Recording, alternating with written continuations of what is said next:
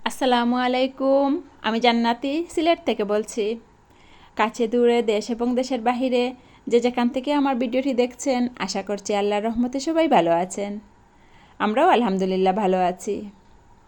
Bangladeshi blogger SN জান্নাতি চ্যানেলে আপনাদেরকে আরও একবার স্বাগত জানাই।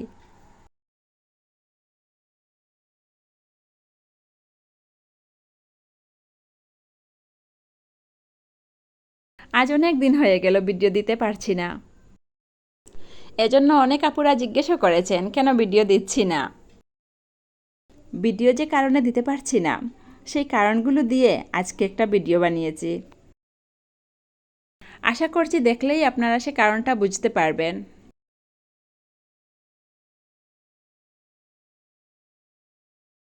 যে কোনোভাবেই হোক ভিডিও না হয় একটা করে নিতে পারলাম, কিন্তু এত কিছুর ভিড়ে আমি না বয়স দিতে পারি না।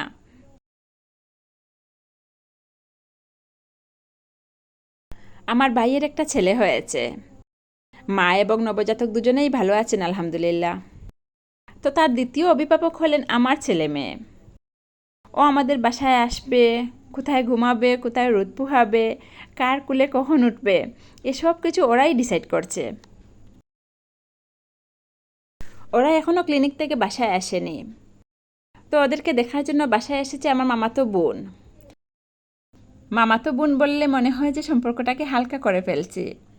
ওর সাথে আমার যে সম্পর্ক, সেই জায়গা থেকে বলতে পারি আমরা সকল ভাই বোনরা এক হয়েছি ওকে দেখার জন্য। ওর এবং আমার ভাইয়ের ছেলে মেয়ে সবাই এক হয়েছে। তো রিহান তাসফিয়ার আনন্দ কে দেখে।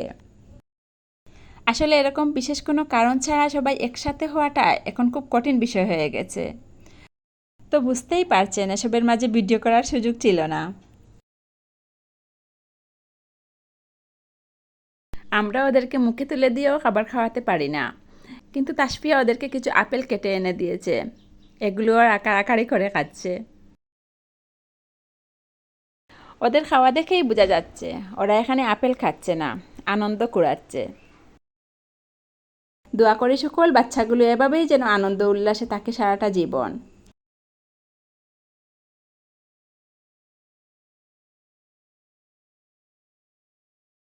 রান্না কিংবা ঘরের অন্যান্য কাজ নিয়ে যে আমি খুব ব্যস্ত ছিলাম তা কিন্তু নয়। এত কিছুর মধ্যেও আমি আমার যতগুলো কাজের সাথে যুক্ত ছিলাম সবগুলোতেই গিয়েছি খুব সুন্দরভাবে। কারণ ঘরের সব কাজ আমার ভাইয়ের বউ এবং বোন ওরা পুরো দমে সামলে নিয়েছিল। বলতে গেলে এদিক দিয়ে একদম ফ্রি ছিলাম আমি। রান্না করা, বাচ্চাদের দেখাশোনা থেকে শুরু করে সব কিছু ওরাই করেছে। তো হঠাৎ মনে হলো সকল বাচ্চাগুলো যখন একসাথে হয়েছে, ওদের জন্য কিছু বেলুন এবং একটা কেক নিয়ে নেই। ওরা আরও একটু বেশি খুশি হবে।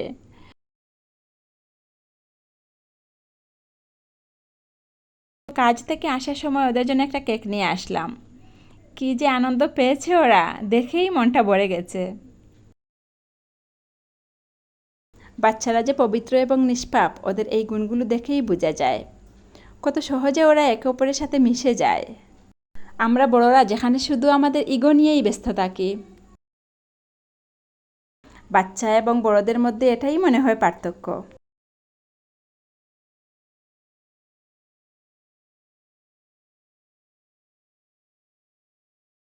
এটা পরের দিনের ভিডিও। আম্মা বাড়িতে চলে যাবেন বাবুর আকিকা করার জন্য। তো যাবার আগে ওকে গোসল করাচ্ছেন। গোসল করাতে আর পারছেন কোথায়।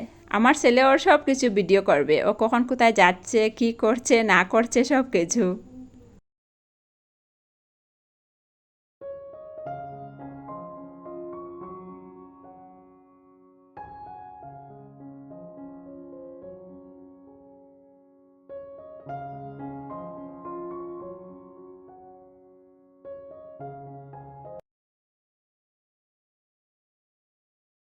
ওরা সাথে যেতে পারছে না।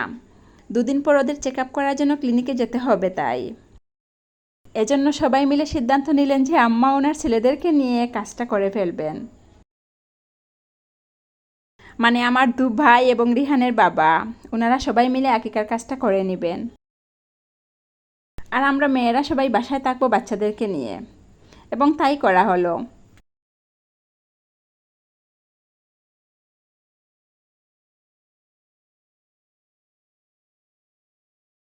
তো দুদিন পর আমাদের ঘরটাকে খালি করে বাবুও চলে গেছে ওর বাড়িতে।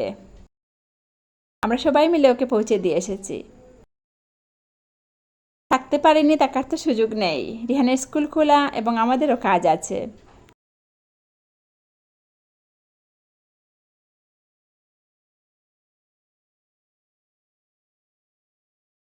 আমার আজকের ভিডিওটা যদি আপনাদের কাছে ভালো লেগে থাকে তাহলে প্লিজ একটা লাইক দিতে ভুলবেন না। চাইলে আমার চ্যানেলটিকে সাবস্ক্রাইব করেও রাখতে পারেন, এতে করে আমি ভিডিও ছাড়া মাত্র আপনাদের কাছে নোটিফিকেশন পৌঁছে যাবে আর আপনারা সেটা দেখে নিতে পারবেন। আর আপনারা যারা কাজগুলো অলরেডি করে নিয়েছেন আপনাদেরকে অসংখ্য ধন্যবাদ। কেমন হয়েছে আমার আজকের ভিডিওটি আমাকে কমেন্টের মাধ্যমে জানাতে কিন্তু ভুলবেন না।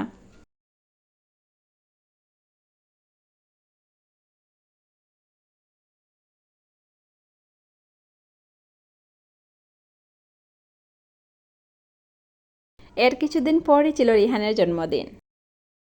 তো ওকে না জানিয়ে একটা কেক বানিয়ে দিয়েছি, ও যাতে মজা পায় এজন্য।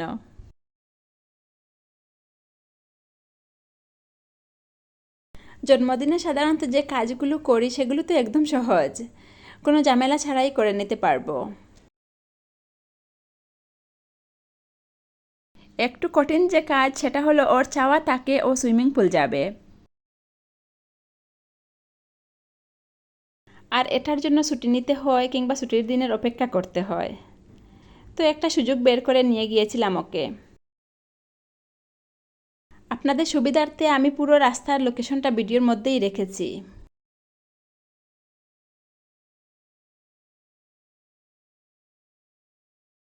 তাছাড়া ফোন নাম্বারও আছে, চাইলে আপনারা ওনাদের সাথে যোগাযোগ করে যেতে পারেন।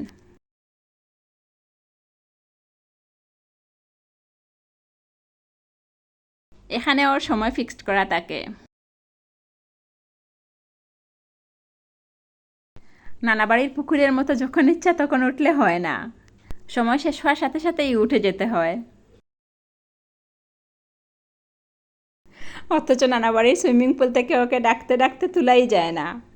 ও যখন পুকুরে নামে তখন এখন না, একটু পরে একটু পরে এরকম করে করে ও ঘন্টার পর ঘন্টা সাঁতার দেয়।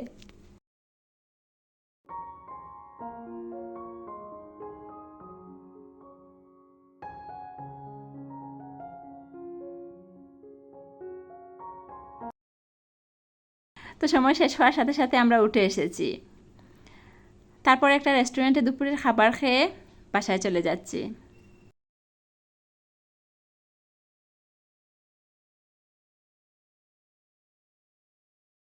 আবার দুদিন পর ছিল আমার কলিগদের সাথে পিকনিকে যাওয়া, তাই ওদেরকে ওদের বাবার কাছে রেখে আমি চলে গিয়েছিলাম পিকনিকে। সবাই যাওয়ার কথা ছিল, কিন্তু ওদের বাবা রাজি হলেন না, বললেন একা গেলে ফ্রি থাকবে, এনজয় করতে পারবে। ওরা সাথে গেলে ওদের নিয়ে ব্যস্ত থাকতে হবে এবং তারা এতটুকু হাঁটতেও পারবে না। আমি দেখবো ওদের, তুমি চলে যাও। তো তিনি যেভাবে বললেন সেভাবেই কাজ করলাম। আমাদের পিকনিক স্পটস ছিল লেক্সাস গার্ডেন।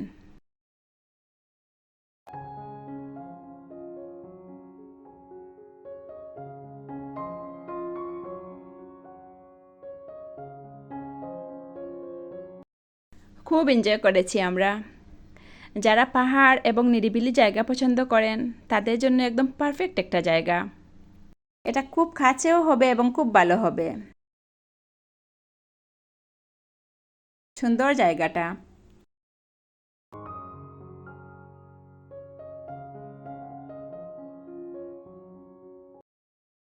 পীরের বাজার থেকে শাহ সুন্দর রহমতুল্লাহির মাজার গেটের ভিতর দিয়ে ঢুকে সোজা কিছু দূর যাওয়ার পরই আপনারা পেয়ে যাবেন এই সাজেক। এই লেক্সাস গার্ডেনকে অনেকে সাজেক নামেও ডাকেন।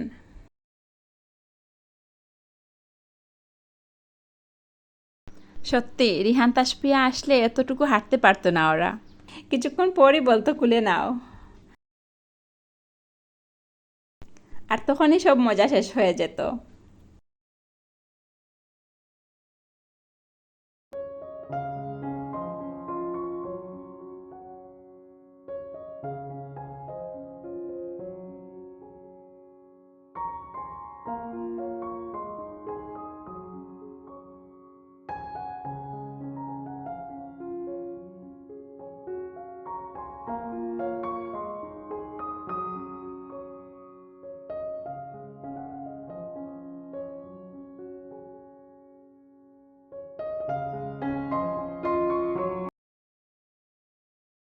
আপনাদের সবার সুস্বাস্থ্য কামনা করে আজকের ভিডিওটা এখানেই শেষ করছি। আল্লাহ হাফেজ, আসসালামু আলাইকুম।